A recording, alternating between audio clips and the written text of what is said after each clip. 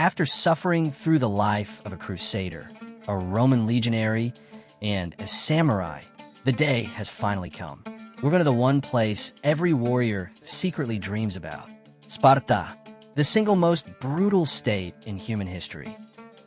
Today, you and I are going to grow the abs, put on the bronze, and march out under the command of King Leonidas. We'll fight the Persians, and we'll finally find out what the legendary stand of the 300 Spartans actually was. Because here's the thing, the real Sparta is nothing like the movies and the video games.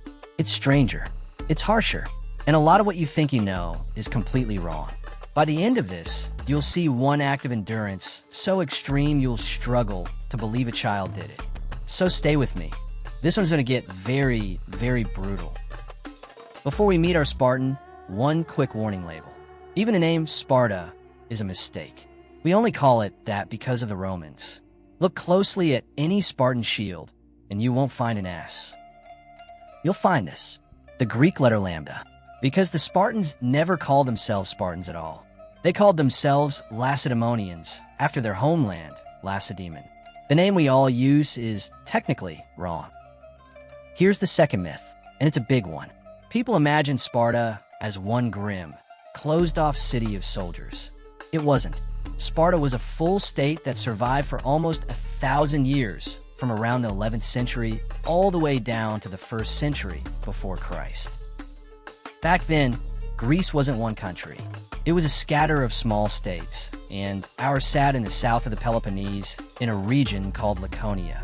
It's a hard land, ringed by mountains, difficult to reach, easy to defend. And yes, the word laconic, meaning short and blunt with words, comes from exactly here. When a rival king once threatened, "If I invade, I will raze your city to the ground," the Spartans sent back a single word: if. That was Sparta. They did not waste breath. And somewhere in that hard, quiet land, our Spartan is born. Meet Leon. It's a proud name. In Greek, it simply means the lion. A fitting name for what he's about to become. The year is roughly 480 before Christ, and Sparta has never been stronger. At this moment, Sparta's power stretches across almost the entire Peloponnese. Nearby sits the great Athenian state, which our Spartans quietly despise. But Athens isn't the real danger. The real danger is coming from the east. Out there lies a giant, the empire of the Achaemenids, the people everyone just calls the Persians. They don't care about the differences between Greeks. They're locked onto a single goal: swallow every scrap of Greek land whole. And one glance at the map tells you how serious this is. The Persians have more men, more gold, more of everything. Worse, they fight as one.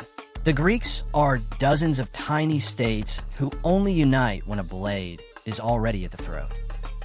So here's the spoiler. The Persians lost, and you're probably wondering how. The answer is simple. For the Greeks, the art of war was sacred.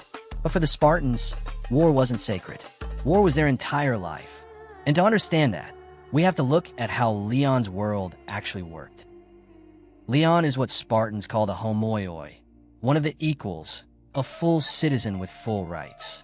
Below him were the perioikoi, the workers and craftsmen, counted as citizens only halfway. And beneath, everyone sat the lowest caste of all, the helots, the poorest people in Sparta, mostly farmers, trapped somewhere between serfs and outright slaves. And the numbers are staggering. For every single Spartan citizen like Leon, there were around 10 helots, 10 to 1. Leon's family might own a dozen helots tied to their land. On paper, the helots owed the family a fixed share of the harvest. And here's what made Sparta different. The master could not raise that share. Not ever. It was fixed by law itself. But 10 to 1 is a terrifying ratio, and the helots knew it. They rose in revolt again and again. Sparta crushed them with breathtaking cruelty. And once a year, the rulers did something almost unbelievable. They formally declared war on their own helots. Read that again. The Spartans officially declared war on their own people, so they could legally hunt down the strongest and boldest of them and keep the rest in terror. Young Spartans were even sent out at night, armed with daggers, to stalk and kill any helot who seemed too dangerous. This is a state at war with itself, on purpose. Everything here bends toward one thing: battle. And that includes Leon. Like every Spartan boy, at the age of 7 he's taken from his family and sent to the barracks. This is the agoge, the upbringing. Here the boys are broken into packs and trained in one thing above all: how to fight. But not only fighting. They're trained in sport and endurance, and, surprisingly for the time, in reading. There's always an adult watching over them. The boys go everywhere barefoot, and they wear the same single garment through the burning summer and the freezing winter alike. Then there's the food. The teenagers live on one infamous dish, and its name alone should worry you. The black broth, melas zomos, pork boiled in blood mixed with vinegar. It is almost impossible to eat. And that's the point. The boys live half-starved, and the state actively encourages it. This is a place ruled by a cult of simplicity, and right beside it, a cult of raw strength. Comfort is the enemy. Hunger is a lesson. Here's where it gets strange. Nobody stopped the boys from stealing food. Stealing was allowed. But if he got caught, the punishment was savage. And yet a thief who was never caught? He was praised for his skill. In Sparta, the crime wasn't stealing. The crime was being clumsy enough to be seen. There's a famous story of one boy who stole a live fox and hid it under his cloak. When he was stopped and questioned, he stood perfectly still and said nothing, while the terrified animal tore into his stomach. He let it kill him rather than be caught. True or not, that story tells you exactly what Sparta wanted its children to become. Now let's talk about the darkest myth of all. You've heard it, that Sparta threw its weak and unwanted babies off a cliff. It's the most famous Spartan story there is. So is it true? The tale comes from a philosopher named Plutarch, writing centuries later. He claimed that any newborn the council judged unfit was hurled from a rocky ledge, and the parents had no say in it at all. Terrifying, but there's a problem. Greek historians loved to dress up the truth for a good story. The reality was quieter. Yes, killing sick infants was practiced, but not only in Sparta. It happened across Greece and Rome, and only for the gravely, hopelessly ill to end their suffering. And the merely weak, they weren't thrown off anything. Sparta had an entire class for the less than perfect citizen. They were called the hypomyones, the lesser ones. Not respected, but very much alive. And here's the final nail. Archaeologists went to the ravines where the babies were supposedly thrown. They dug, they searched, and they found no remains. None. The Great Cliff of Spartan cruelty is, most likely, a legend. Not everything brutal about Sparta was actually true, but plenty of it was. Back to Leon. Remember, Leon can't even wear proper clothing until he's 12. Until then, the boys run around barely dressed, sleep in the barracks on thin mats of straw, and freeze. And on the coldest nights, they do something remarkable. They lay stinging nettles across their bedding. The plant burns the skin, but that burning brings heat to the body, just enough warmth to survive the night. This is how you toughen a child in Sparta. And it's all building toward one final test at the age of 17. Leon must climb high into the mountains, to the temple of Artemis. And there waits the exam. Not a written one, a flogging. Brutal, relentless. The boy must endure lash after lash after lash. And the whipping only stops at the sight of the first blood. But there's a catch, and it's cruel. If the boy cries out, if he makes a single sound, the lashes don't stop at first blood. They keep going, and they get harder. This is the graduation ceremony of a Spartan warrior. Leon is the real thing. He passes the test perfectly, in total silence. But passing only earns him one thing: the right to leave the closed barracks and finally be seen in public. At 17, his life of service to the state is only just beginning. So let's talk about the pay. Because in Sparta, even good food counted as a luxury. When people say someone's on a Spartan diet, this is where that phrase was born, and it was no joke. Each month, Leon received a standard portion, around 3.5 buckets of barley, 2.5 kilograms of cheese, a kilogram of figs, and a few liters of wine. That's it. That's the reward for the fiercest soldier alive. Now compare that to what a Roman legionary or a samurai from our past videos got to eat. It's a grim, sorry little picture. But money in Sparta was even stranger than the food, and this is one of my favorite parts of the whole story. Sparta's great lawgiver, Lycurgus, was obsessed with killing off luxury and inequality. So he made hoarding silver or gold punishable by death. And in their place, he invented a currency so absurd it almost sounds made up. Spartan money was iron, heavy iron rods. A single one weighed 625 grams. To buy anything worth having, you had to haul your cash around by the cartload. And that was exactly the genius of it. Think about what that does. Any large purchase becomes physically impossible to hide. You can't quietly slip someone a fortune. You'd need a wagon. So every big deal became public. And once it's public, people ask a dangerous question. Where did all that money come from? That single, ridiculous idea gutted corruption, bribery, and robbery. Why take a bribe if storing it means building an entire barn and drawing every eye in the city? A foreign visitor, arriving with pockets of gold coins, would suddenly find he couldn't buy a thing. The Spartans looked at his gold with pure horror. So Leon lives on a thin ration and a handful of iron rods, enough to buy maybe 10 kilos of meat and scrape by, all while training in a relentless, punishing daily grind. Because a Spartan warrior was said to be worth 10 ordinary men, and that reputation had to be earned every single day. Now let's suit him up.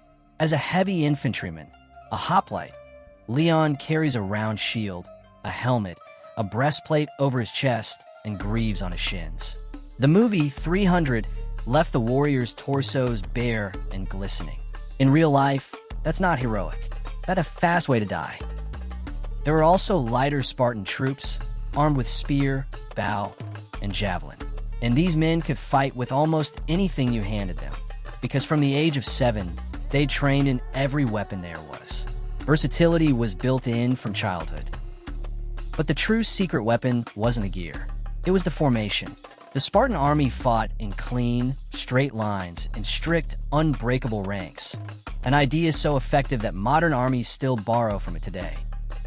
Standing 8 ranks deep, the phalanx could stretch nearly a full kilometer across the battlefield. And until the year 371 before Christ, this wall of men was believed to be physically unbeatable. And the reason is almost funny. Unlike other armies, the Spartans built no clever siege engines, no war machines. They simply walked forward, trusting in raw, overwhelming strength. And here's the terrifying part. While other Greek soldiers marched in a battle grim and silent, the Spartans came on slowly, in perfect step, sometimes to the sound of flutes. No fear, no pity to the enemy. That calm was more frightening than any war cry. And in that department, they beat absolutely everyone. Which brings us, at last, to the fight you came here for. The year is 480 before Christ. The war with Persia is raging. Sparta is ruled by King Leonidas, who, like everyone around him, is a superb warrior. You already know the movie, so let's skip the obvious and hunt only for the differences between the film and reality. Let's place Leon among the famous 300, right beside King Leonidas, who genuinely did fight on the front line, shoulder to shoulder with his men. Together, they hold a narrow mountain pass called Thermopylae, and the choice of that pass was no accident. Remember the map. On one side, the Persians, by some counts, up to 250,000 of them. And against that ocean of soldiers stood just 7,000 Greeks. A narrow gap was the only place a small force had any hope at all. And that number, 300, wasn't random either. Those were Leonidas's personal royal guard, the most elite warriors in all of Sparta. In that narrow pass, the Persians' vast numbers meant nothing. Only a few could attack at once, and each time they charged, they were funneled straight on his Spartan spears and cut down in heaps. Xerxes reportedly leapt up from his throne 3 times in fear for his army. They genuinely held back an enemy 20 times their size for 2 long days. They would have held even longer if not for one man. His name was Ephialtes, a local who decided to make some easy money. He went to the Persians and sold them a secret.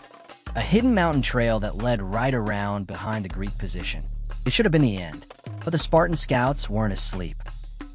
Leonidas learned of the betrayal first, and so he made a decision that the movies paint as pure romance, but it was really just cold, hard sense. He sent almost the entire army home and kept only his 300 guards behind. Why stay at all?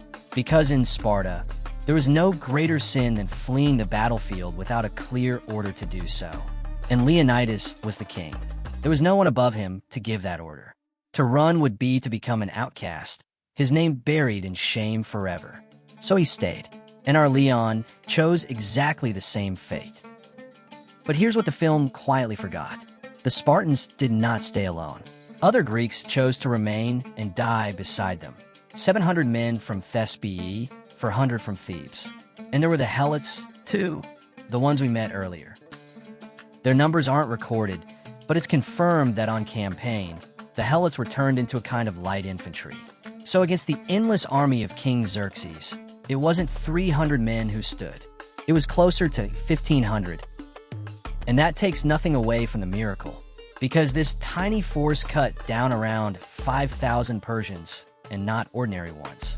Among the dead were the immortals, the elite core of the Persian army. Over 3 days, 4,000 Greeks fell. Persian losses were more than 5 times higher. Much of that came down to a single weapon you can't see: fear. The psychological blow of Thermopylae echoed across the entire war. And in the end, the Greeks would win that war and secure a remarkably favorable peace. But don't mourn our Leon too much. For a Spartan, this was the dream. Because to die in battle was the highest honor a Spartan could earn. And to prove just how deep that ran, let me tell you the story of a man who survived and wished he hadn't. His name was Aristodemus, and he was one of the 300. On the eve of the battle, Aristodemus fell ill, and Leonidas sent him to a village to recover. Then the king and his guard were wiped out. Aristodemus returned to Sparta alive, and for that, they gave him a new name: Aristodemus the Coward. Nothing could wash it off. A year later, in 479 before Christ, another Spartan named Pausanias led the Greek army into the final clash with Persia near the town of Plataea. The Persians outnumbered them 3-1 and were utterly, completely destroyed. And in that battle, Aristodemus, the Coward, fought like a man possessed and became one of its greatest heroes. And it changed nothing. To the Spartans, he had survived when he should have died, and no act of courage could ever buy that back. That is how absolute their world was. Let's end on one last fact that might surprise you. While the boys were sharpened from birth into weapons, the girls were raised for one great purpose: to bear strong children. But their lives were far easier. Girls were taught to write, to play sport, and their health was carefully protected. In a strange way, you could call Sparta a birthplace of feminism. Spartan women could handle weapons with total confidence. And remember, this was over 2,000 years ago. Yet barely 100 years ago, women in some countries still couldn't even vote. Which shows you something important. Progress is not a straight line. So yes, the life of a Spartan was one of the hardest any human has ever lived. But brutal as it was, they carved their name into history and never let go of it. If living a single day as a Spartan hit differently for you, drop a like and tell me in the comments which warrior we should become next. And if you want to keep exploring worlds like this one, there's a subscribe button waiting. I'll see you in the next one.